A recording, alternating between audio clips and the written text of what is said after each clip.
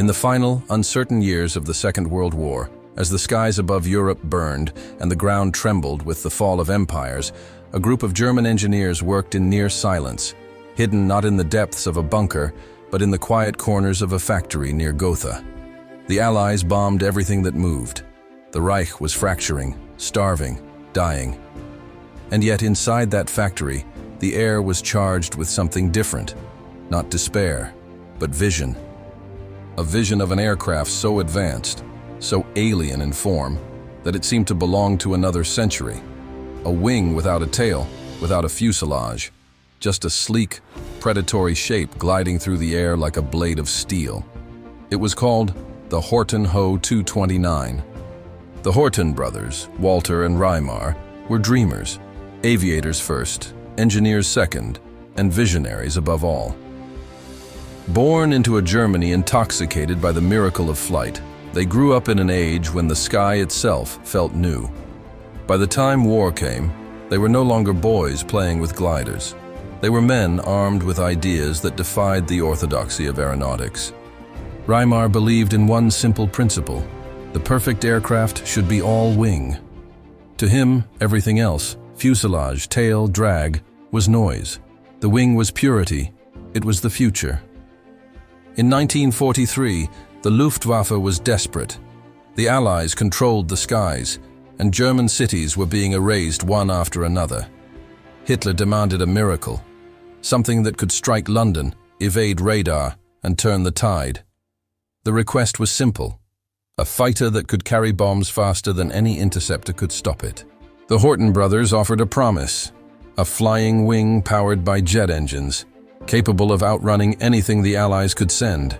It was radical, it was dangerous, but it was possible. Their proposal landed on the desk of Hermann Göring, the Reichsmarshal himself. Göring was obsessed with spectacle. He liked ambition, and the Horten design promised exactly that.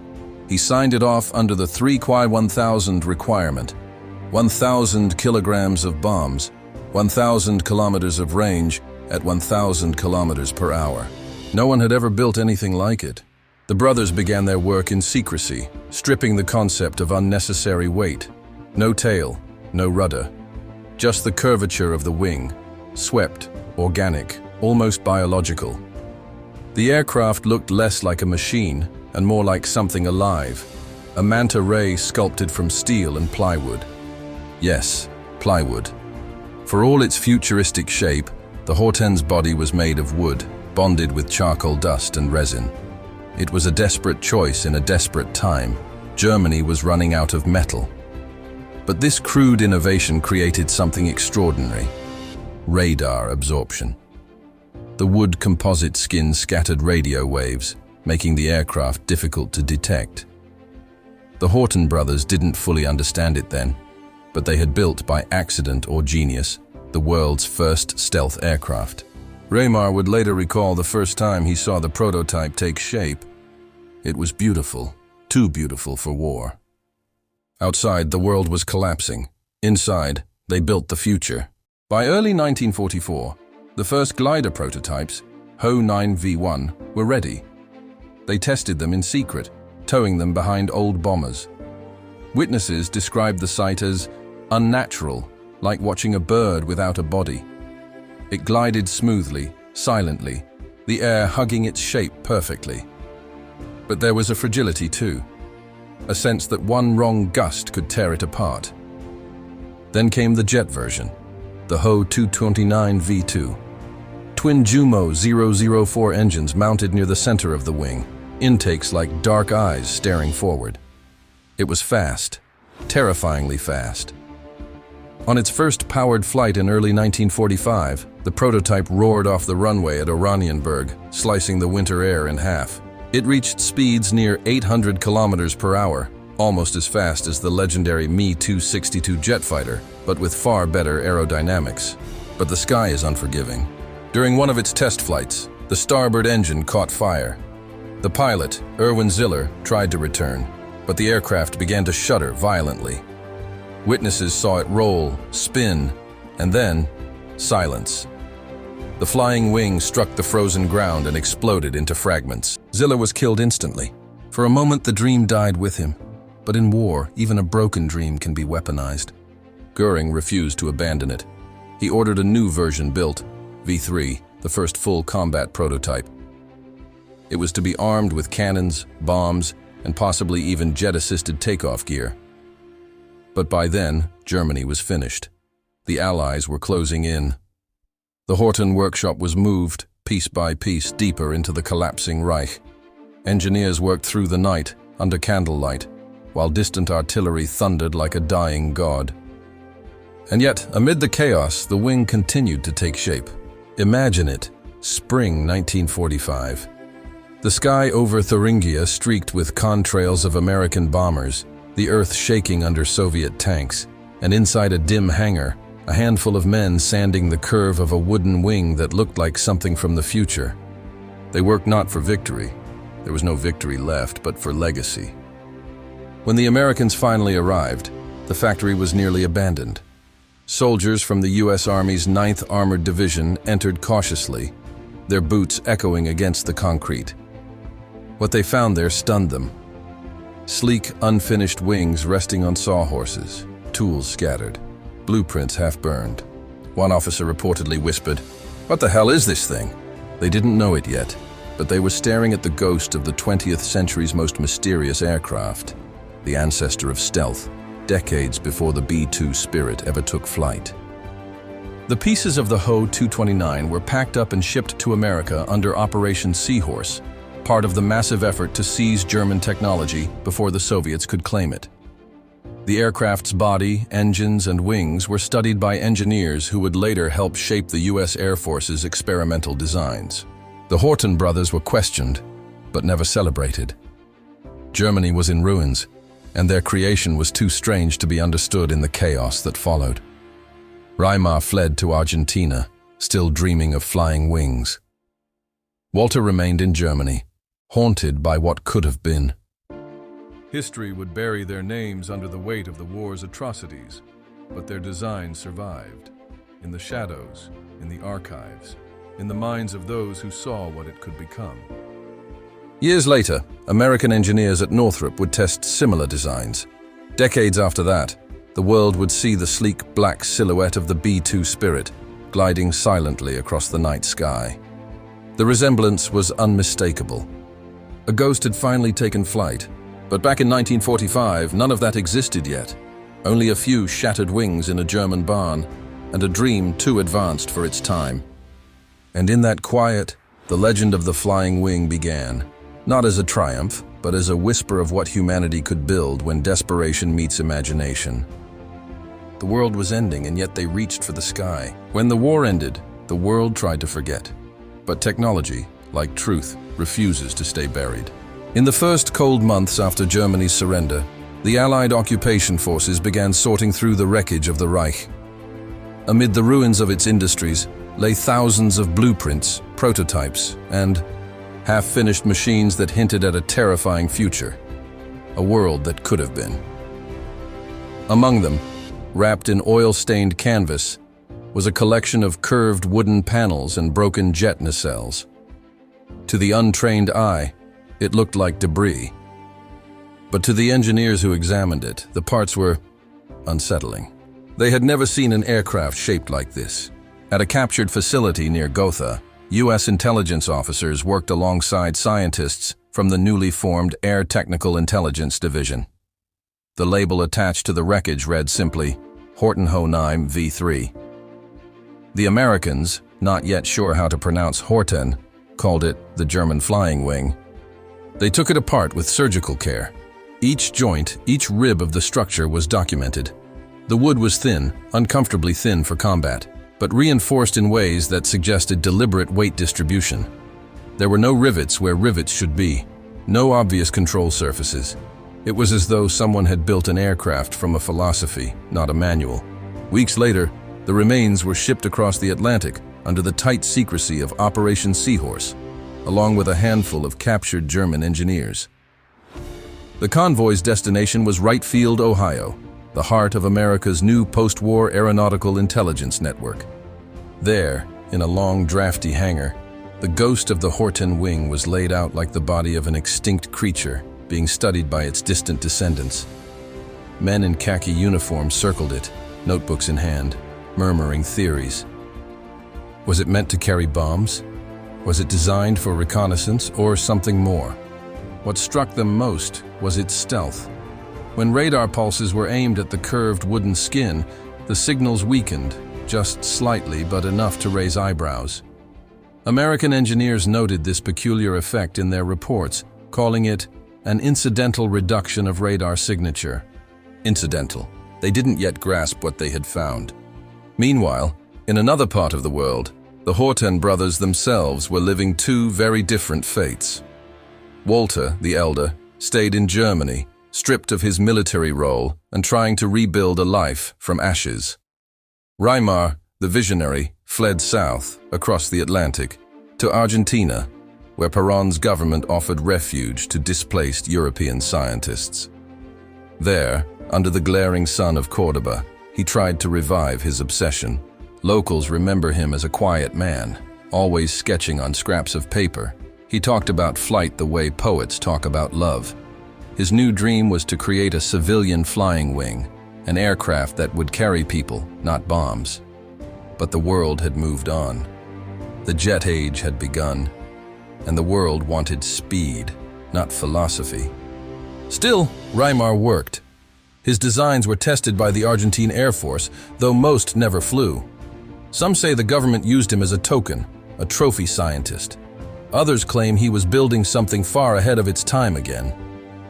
Back in the United States, the remnants of his wartime genius were being quietly reimagined.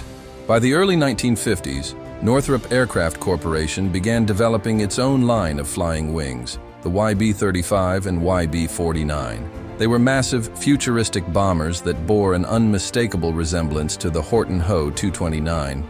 Jack Northrop, their creator, had never met the Horten brothers, yet his thinking echoed theirs perfectly. "Remove everything that isn't necessary," he told his engineers. "Let the wing be free." But the YB-49 faced its own battles, not with the laws of aerodynamics, but with politics and fear. The U.S. Air Force, still conservative in its doctrine, preferred the stability of traditional bombers with tails and fuselages. The flying wing, they said, was too unstable, too radical. In 1950, one of the prototypes crashed during a test flight, killing its entire crew. The program was quietly canceled. The surviving aircraft were cut up and scrapped. For a while, it seemed that the idea itself, this strange dream of the pure wing, had died once more. But ideas are like seeds carried by the wind. They wait. Through the long silence of the Cold War, whispers of the Horten design persisted in classified corridors. At Wright Field, the German prototype was stored carefully in crates. Engineers would open it from time to time, run their hands along its smooth wooden surface, and wonder what secrets still slept beneath its grain. And then, in the late 1970s, a revolution in radar and materials science began. Suddenly, the forgotten problem of radar visibility returned to the forefront of American defense strategy. The Soviets had grown powerful, their missile systems increasingly accurate. The US needed a weapon that could slip through radar nets unseen. That was when someone, no one remembers exactly who, dug out an old report from 1946. The title read, "Preliminary Evaluation of Captured German Flying Wing Aircraft." Inside were the results of early radar tests on the Horten Ho 229. The data was astonishing. Even crude, unfinished, and built of wood, the Horten's design had scattered radar waves in a way that modern aircraft didn't. Its angles and curvature disrupted reflection. The design was, in essence, stealthy. Engineers at Northrop and Lockheed began studying those old findings. They ran simulations, retested models, and realized the truth. The Horten brothers had unknowingly solved the problem of radar cross-section decades before radar even dominated warfare. And so, in the quiet halls of Skunk Works and advanced research divisions, the spirit of the flying wing was reborn. This time clad not in wood and resin, but in titanium, carbon fiber, and classified alloys. The result would not appear until decades later. Meanwhile, Reich Horten, aging and forgotten in Argentina, continued to sketch designs no one would fund. His health declined. but his passion never did. In one of his final interviews, when asked if he knew his wartime aircraft resembled America's B-2 Spirit, he smiled faintly and said, "I always believed the wing would return. The shape was inevitable." In a way, he was right. The flying wing was not a German idea, nor an American one. It was a human one. A convergence of intuition and mathematics, born from the desire to move through the air with the grace of nature itself. But the question still lingered in the shadows of history. Had the Allies truly understood how close Germany came to changing the air war? Because if the Ho 229 had been mass-produced, even in small numbers, it could have rewritten the story of the skies over Europe. Its speed and range could have outpaced most Allied fighters. Its radar signature could have made interception nearly impossible. And with its twin 30mm cannons and bomb capacity, it could have turned the Allied daylight bombing campaigns into slaughter. But perhaps it was mercy or fate that it came too late. For the few who saw it fly, the memory never left. They spoke of it not as a machine, but as something eerie, alive. It didn't look right, one American intelligence officer later recalled. It looked like the future, and we weren't ready for it. By the late 1980s, the B-2 Spirit would take to the skies. A dark, elegant phantom shaped by computers, mathematics, and a half-century of hidden knowledge. But somewhere in that black silhouette, under layers of composite armor and classified code, lived the ghost of the Ho 229, the unfinished dream of two brothers who believed flight could be pure. When the Smithsonian Institution finally reconstructed the original Horten prototype decades later, they discovered something else.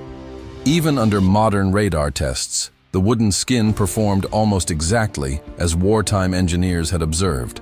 The reduction in detection was real. The Horten brothers had not just imagined stealth.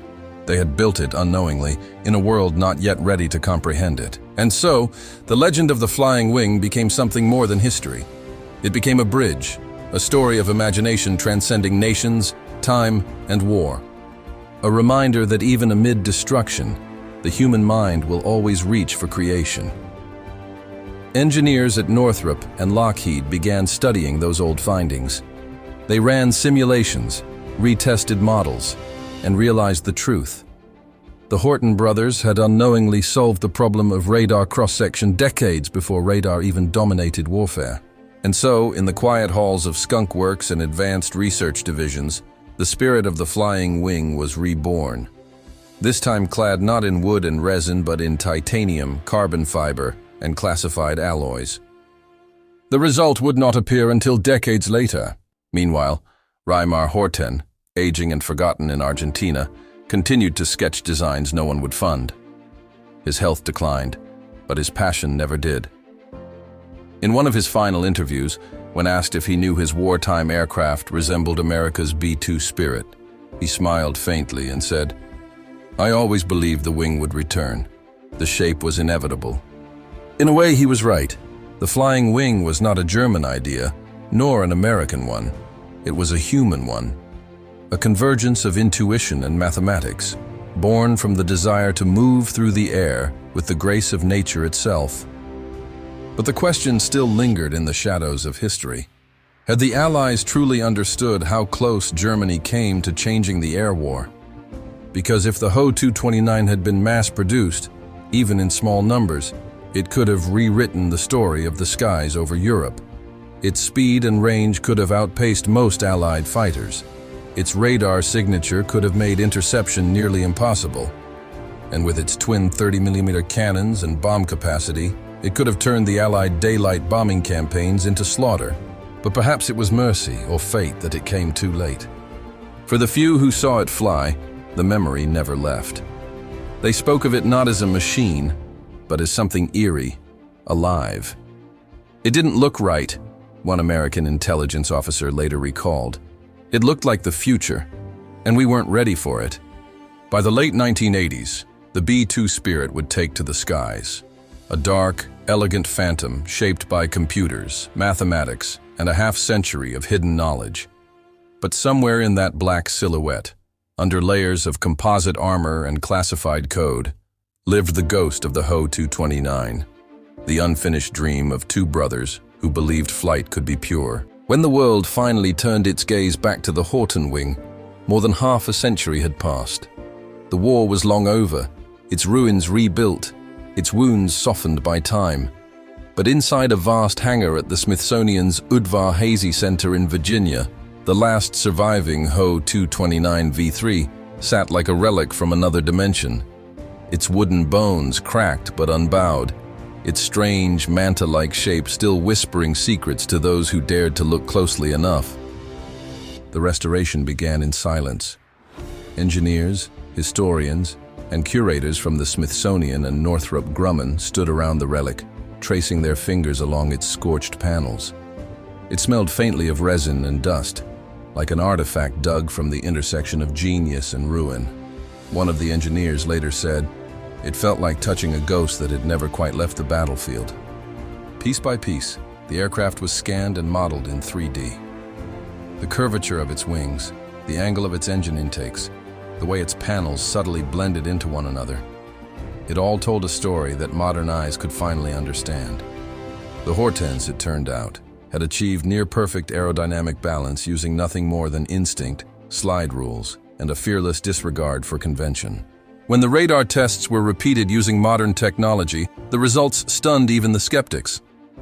The Ho 229's design, even without special coatings or electronic countermeasures, had a radar cross-section nearly identical to that of a modern stealth fighter.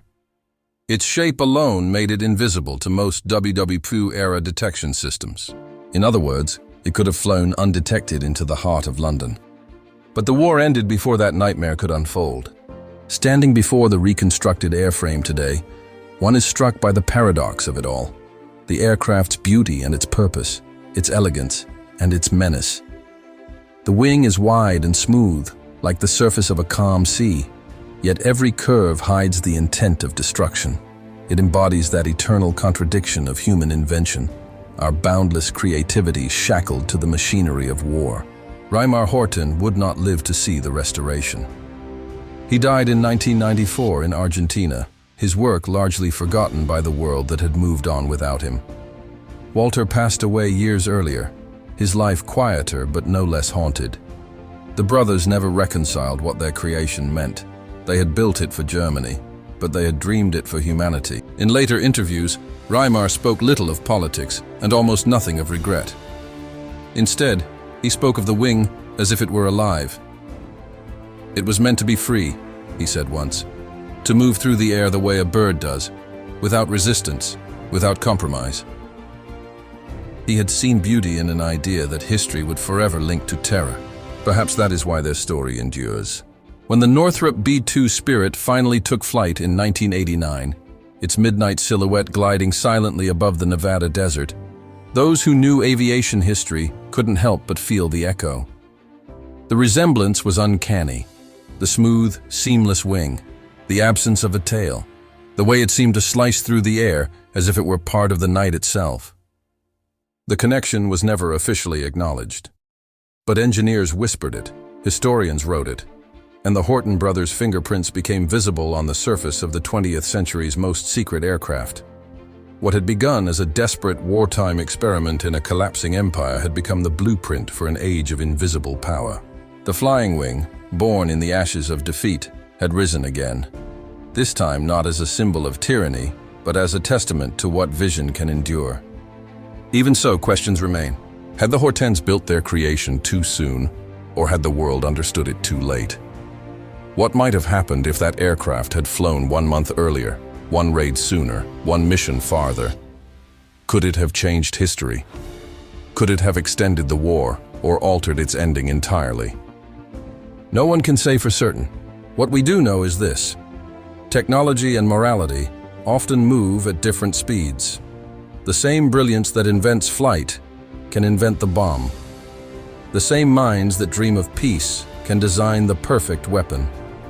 And yet, within those contradictions lies the essence of our species, the relentless urge to reach higher, to defy the limits of what is known, even when the cost is unimaginable. In a way, the Horten wing is more than a machine. It is a mirror, It reflects both the genius and the madness of its makers, the purity of design and the corruption of its purpose. It shows us what happens when imagination runs faster than ethics. And yet, without it, we might never have reached the skies we now take for granted. When you stand beneath the restored Ho 229 today, its wooden frame suspended like a fossil of the future, it feels less like an artifact of war and more like a prophecy, a glimpse of what humanity was capable of long before it understood the consequences. Its edges are smooth, but its story is sharp. Somewhere, in the quiet hum of that museum hangar, you can almost hear it. The faint hiss of air across its wings, the rush of possibility, the echo of a test pilot's last heartbeat. And in that sound lives the eternal paradox of innovation, that progress and peril are born from the same spark. The Horten brothers reached for beauty in a time of horror. And in doing so, they built something that outlived the war, the Reich, and even themselves. Today, their creation no longer carries bombs. It carries memory, and that may be the truest legacy of all, that even in humanity's darkest hours, someone, somewhere, was still dreaming of how to fly.